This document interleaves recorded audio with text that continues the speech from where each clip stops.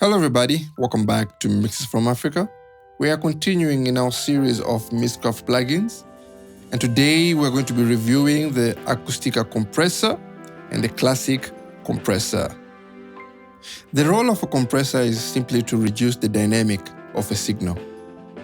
It's an audio signal processing that reduces the volume of loud sounds or amplifies quiet sounds, thus reducing or compressing an audio signal's dynamic range.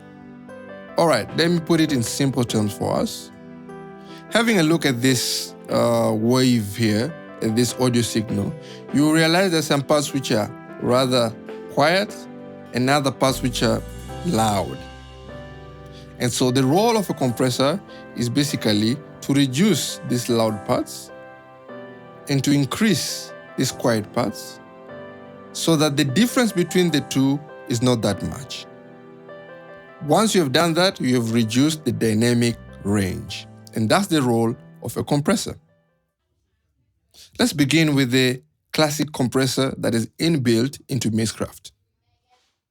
And so the basic important parameters of a compressor are threshold, ratio, attack, release, knee. Those are the most important parameters of a compressor. So the threshold indicates where and when the compressor should start compressing. And so let's give it a go. I'm going to first bring it all the way to 0 dB.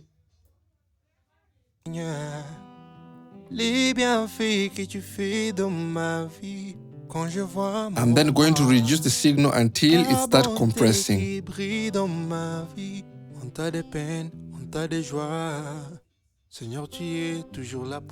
There. Once I see this red light going on, it means there's some compression happening. So what I always do, I go to the most decently quiet part of the track, and then I set my threshold to begin its compression about right there. So next, ratio. Ratio is simply the amount of compression we want. And so, depending on how hard you want the compressor to reduce the peaks, by peaks I mean the signal that are going beyond the threshold, you select the ratio that you want. And so if I select a ratio, for example, of 2:1, right here in the middle, if I select this ratio, that means that for every signal, every 2 dB that goes beyond the threshold, 1 dB will be reduced. That means half the signal, half will be cut. So for example, if 8 dB goes beyond the threshold, 4 dB will be reduced. If, for example, 10 dB goes beyond the threshold, 5 dB will be reduced. That's how the ratio works. That's how a ratio of 2:1 would work. The compression knee simply signifies how hard or how soft the compression should be. Should it be as aggressive and very audible, or should it come in gradually? That is the knee.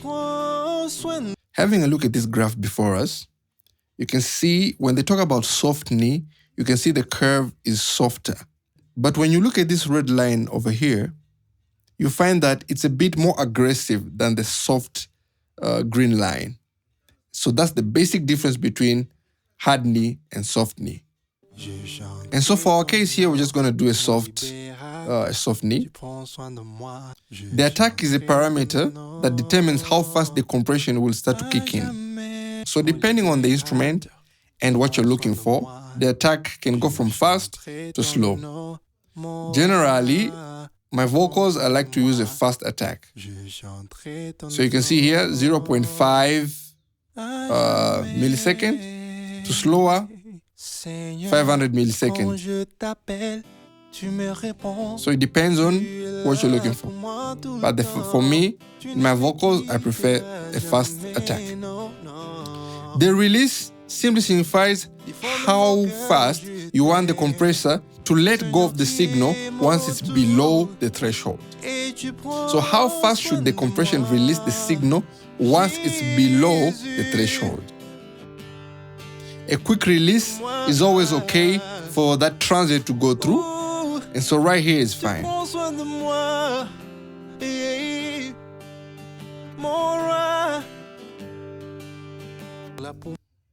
The level or the gain is how much of the quiet part you want to be lifted up.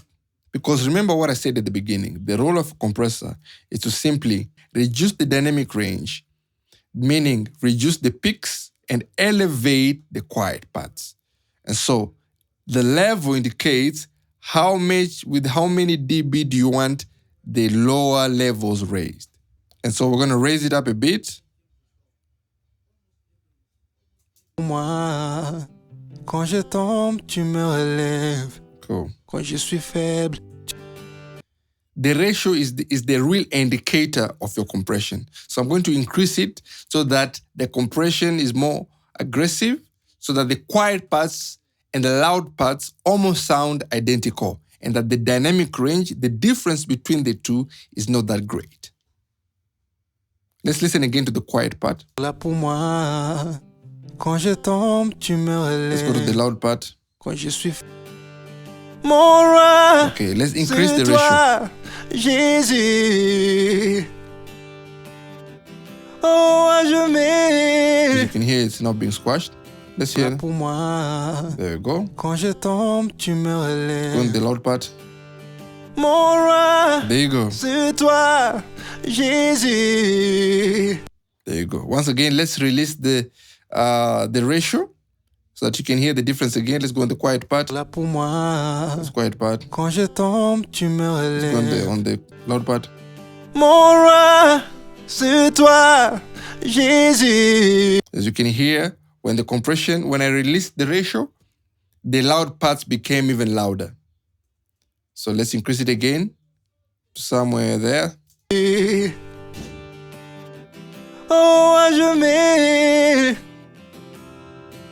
Tu prends soin de moi, de moi. So all we have there is not much difference between these quiet parts Je chanterai and the loud part. toi, Seigneur. And this loud part. Oh, Seigneur. Les So without compression, de ma vie, quand je vois mon with roi. compression, Mon roi, c'est toi. there we go. Quittera jamais, non, non. You don't want to kill all the dynamic range because you'll be destroying your song, but that's the basic way of how to use the classic compressor in Mixcraft. The Acoustica Compressor, on the other hand, is basically almost the same. As you can see, it has the same functionality as the other. We have a threshold, we have a ratio, we have an attack and release, and then the output gain. Everything that I did on the Classic Compressor is the same thing that you can apply on the Acoustica Compressor. So thank you guys for watching, and I'll see you again on the next video. Remember to like and subscribe, and I'll see you again next time.